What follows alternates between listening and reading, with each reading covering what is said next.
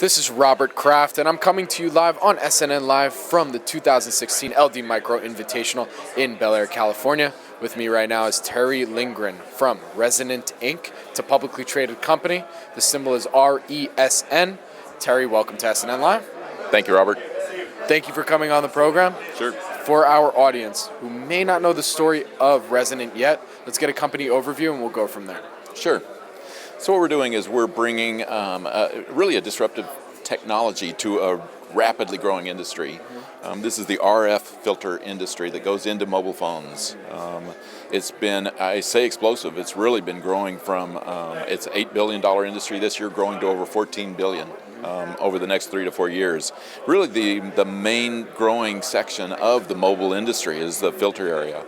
What we bring to this is a brand new design methodology protected by over 85 patents now, pending and issued, and really a different way of doing design that's going to, we feel, disrupt the industry. So let's talk about this industry a little bit, the RF filter industry. Let's get to brass tacks here. Sure, tell me why it's important to the cell phone. I'll be honest, I don't know too much about the makings of the cell phone itself. Yeah, it's kind of hidden from the everyday consumer and an investor too. Right. So let's get into that technology a little bit. How is it important to the cell phone and why?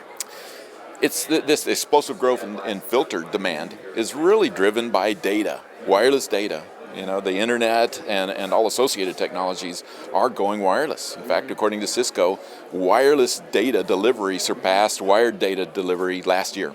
And the only way to do this is the FCC and the carriers like AT&T and Verizon, in fact it's happening all over the world, is to open new frequency bands. Channels, like radio channels or TV channels. In fact, the FCC has taken back some of those TV bands and auctioned them off. You may hear about spectrum auctions from time to time. They've got another one coming up here in the near future. So this data demand has driven an explosion in the number of bands needed, electromagnetic bands, channels around us to carry all this data. So filters have exploded. The industry right now designs these filters using a methodology that's more along the lines of where the semiconductor industry was back in the 70s. Kind of a cut and try approach. Make a mask, put it into the fab, come back, compare it to their models, which are somewhat imprecise. And so they do this multiple times. It's kind of an iterative process. Anywhere from 7 to 10 turns through the fab to get a final production part. Gotcha. What we're bringing to this is really the same thing that the EDA companies like Cadence and Synopsys brought to the semiconductor industry back in the 80s and 90s is predictability, a real science to the tools. And so we're bringing similar tools, as well as kind of the output of those tools, unique circuit designs to satisfy this filter demand.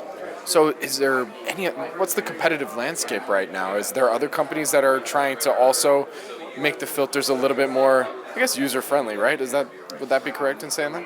Yeah, there are, it sounds maybe trite for a startup to say we don't have competitors, but we really don't see anyone doing what we're doing, which is a licensing design business. The designers, the competitors, if we have them, are really competitors or the design teams within each one of our customers, the internal design teams. What we bring to them is, like I say, a new way of doing this. The results are not only more predictability and shorter time to market, we get unique designs that can be manufactured for as little as half the cost of the ongoing traditional design methods. So that's the model then, basically. You're making the designs and then you're licensing them now. Right. Very simple. Exactly. So we're attacking kind of the high margin end of the business, satisfied by a technology called BAW, bulk acoustic wave. And so we enable a less expensive method called SAW, surface acoustic wave, to compete in performance with these BAW designs. And it's roughly half to 2/3 of that $8 billion market that I mentioned. Okay. So let's talk about that customer base a little bit. Who Sure. are some of the companies that you've licensed your designs to? We haven't disclosed our customers. Confidentiality runs rampant in the industry. So we respect that confidentiality.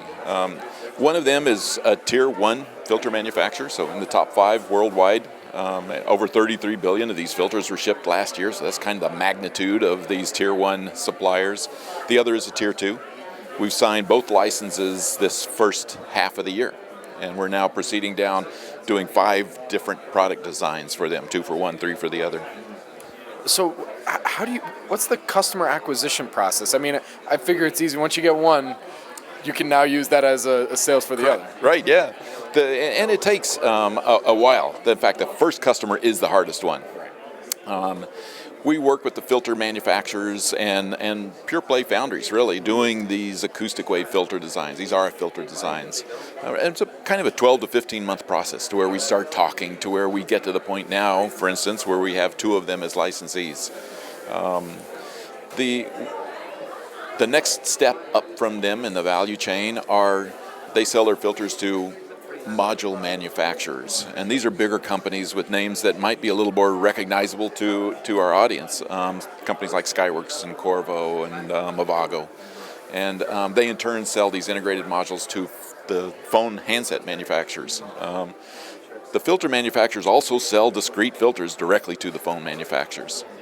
So we're marketing to those other 2 segments too, the module manufacturers as well as the phone manufacturers, but it's a longer customer acquisition time. So I want to take a step back. Okay. I want to hear the history of the company. How did you get started in this? What's your background? Sure, yeah.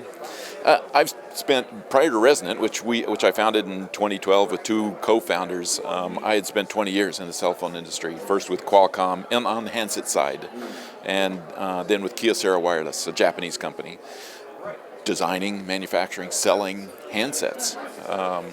My background is in RF and microwaves.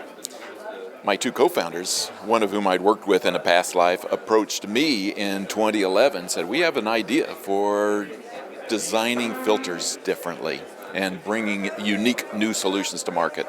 I was skeptical. I'd been in the cell phone industry for many years, had seen this explosion coming ever since the introduction of the first iPhone in 2007, but was skeptical of what they were telling me. So it took some months of talking before I finally realized their technology was very unique. I mean, it took months because the technology was so different than what I was used to. So that's kind of how we came to be. Founded the company in 2012. We funded it ourselves for a year. Got a first private placement in 2013, and then went public in 2014. So what are some of the growth drivers for the business then? Obviously, you're probably looking at securing more licensees. Sure. Right? Yep. I think the things to look for from the investment community, from others watching us, first and foremost is, can we secure more slots with these existing customers? You know, I mentioned getting the first customers is the hardest part. Probably right behind that is giving them the confidence to award more slots to us. We're also looking to grow our customer base, add more customers to that mix. And then finally, I think the third point, and maybe the biggest point of validation, is getting filters in phones. So getting these designs turned into mass production and helping our customers sell to their customers. So what's the barrier to entry, though? You know, now that you're on the market, you're out there, I'm sure there's some of the competition is thinking, oh, maybe we should be doing something like this too. But maybe it's maybe it's a little bit more difficult than just saying that.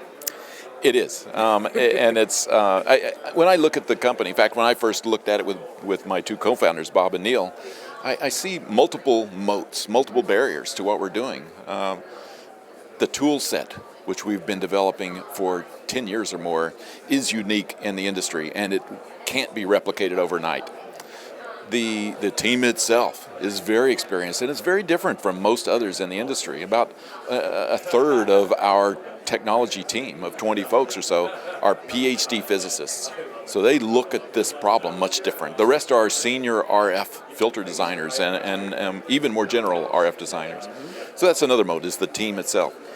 We have the patents, which I mentioned, over 85 patents now, and we're patenting rapidly. It forms the basis of our licensing business. Since we're not a manufacturer, our IP is our main asset. The fourth barrier is just that we're so far ahead of everyone else in this industry.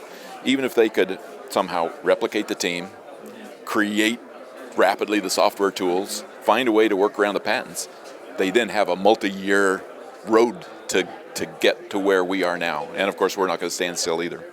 So where can our audience go and find more information about the company? On our website, resonant.com. We've got the presentation that I showed earlier today is on the website, and of course we've got white papers there around what we've been doing. One specifically about a design that we completed last summer. And so I think going to our website is the main source of information. My name is Robert Kraft, and I'm coming to you live on SNNLive, and we're here at the 2016 LD Micro Invitational in Bel Air, California.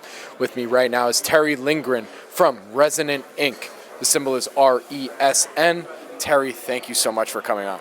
Thank you for having me, Robert.